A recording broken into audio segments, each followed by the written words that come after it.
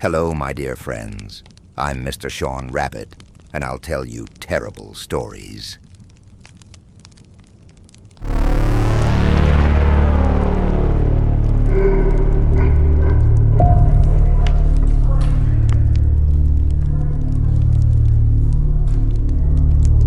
There were many of us that evening.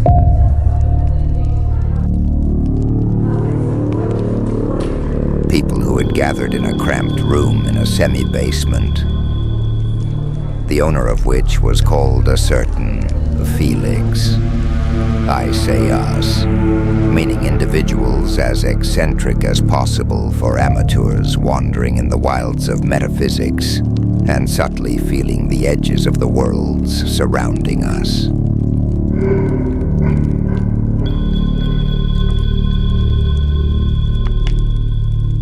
Everyone crowded around a young man with very thin and long features. He claimed that as a result of some metaphysical exercises, he had learned to be absorbed by his own shadow. He spoke with a kind of feverish haste, as if he were afraid that he would forget the words. But it cannot be ignored that the subject of his research intrigued us very, very much.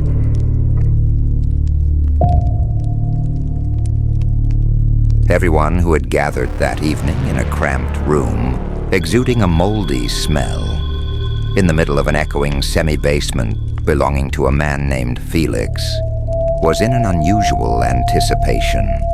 The young man with thin features was going to show us his new appearance, to reveal, so to speak, his universe. The destruction of rational perception systems. That's what we so longed to see. Judging by the conviction with which the young man told us about his research, he really could demonstrate something extraordinary to us. He made a gesture with his hand, demanding silence. Our booming voices fell silent at once, and in this obsessive silence, the young man's voice sounded especially irrational and alien. He called out the letters of the Greek alphabet backwards.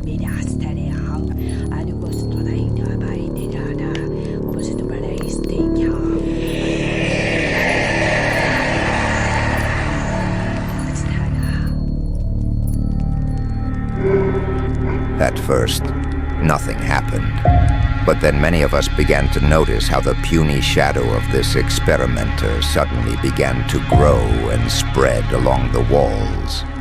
He squatted down, hugged his knees with his hands, and continued to pronounce the letters in some strange, croaking voice. We recoiled from him in horror. Some candles went out from sudden movements, and the shadow kept growing and growing.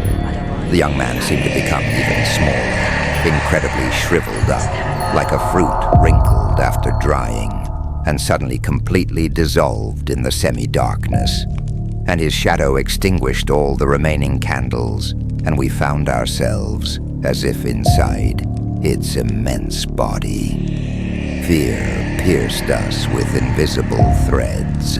No one could break free, scream, call for help.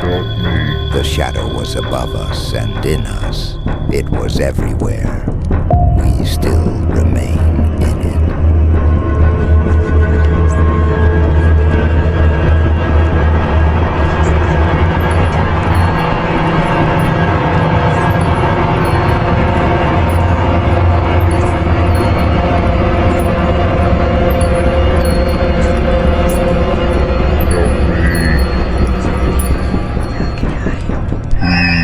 Help me.